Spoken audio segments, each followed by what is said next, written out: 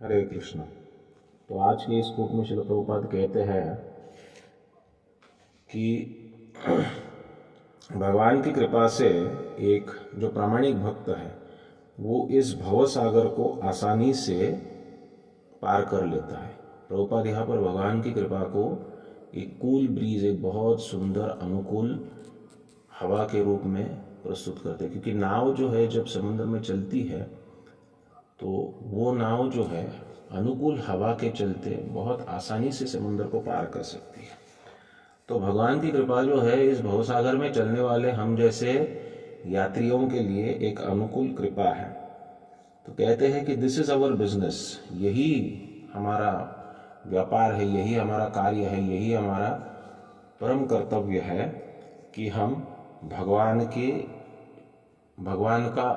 की जो इच्छा है उसके प्रति समर्पित हो जाए, टू सबमिट टू कृष्णा's डिजायर, और उनके साथ उनके धाम में हम एक साथ हो जाए, एक साथ रहने लगे। इस प्रकार की व्यवस्था हमें करनी चाहिए। तो भवसागर को पार करने के लिए अनुकूल हवा जो है उसकी बहुत आवश्यकता है। अनुकूल रूप में अगर वायु बहेगा तो हम सही दिशा में और सही प्रकार से इस भवसागर को पार कर सकते हैं। और ये कृपा जो है ये भगवान की कृपा के रूप में, ये अनुकूल हवा जो है भगवान की कृपा के रूप में आएगी। और ये कृपा कब बहेगी? जब हम भगवान की इच्छा के अनुसार कार्य करने लगते हैं, जब हम भगवान की इच्छा के अनुसार हमारे कर्तव्य करने लगते हैं। भगवान की इच्छा क्या है? तो भगवान ने अपनी संपूर्ण इच्छा जो है अपने खुद के मुख से बयां की है। वो हम श्रीमद् भगवद गीता जैसे ग्रंथों में, श्रीमद् भागवत जैसे ग्रंथों में प्राप्त करते हैं।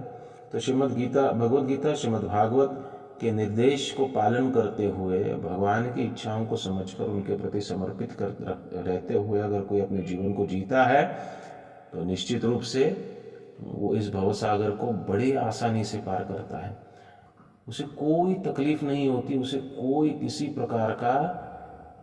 प्रकार की कठिनाई उसके जीवन में नहीं। और अगर आती भी है तो कृष्ण समर्थ है हमारी नाव को पार कराने के लिए। केवल अनुकूल हवा के रूप में नहीं आती, अगर हवा प्रतिकूल भी हो जाए, वायु प्रतिकूल भी हो जाए, वात प्रतिकूल भी हो जाए, तो भी कृष्ण स्वयं हमारी नाव को चलाते हुए इस भवसागर के पार ले जाते हैं। श्री प्रभुपाद जी को साक्षात भगवान 7 समुंदर परे पाश्चात्य देश अमेरिका लेकर गए।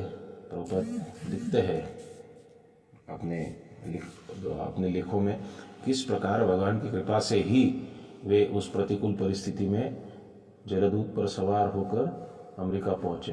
तो इसी प्रकार हर एक भक्त के लिए भगवान जिम्मेदारी लेते हैं और उस भक्त को पार करने के लिए जो भी कुछ चाहिए वो प्रदान करते हैं। हमारा केवल एक ही कार्य है कि भगवान की इच्छा को समझकर उनके इच्छा के प्रति समर्पित होते हुए कार्य करना। श्री प्रभुपाद की जय। गौर भक्त वृंद की जय।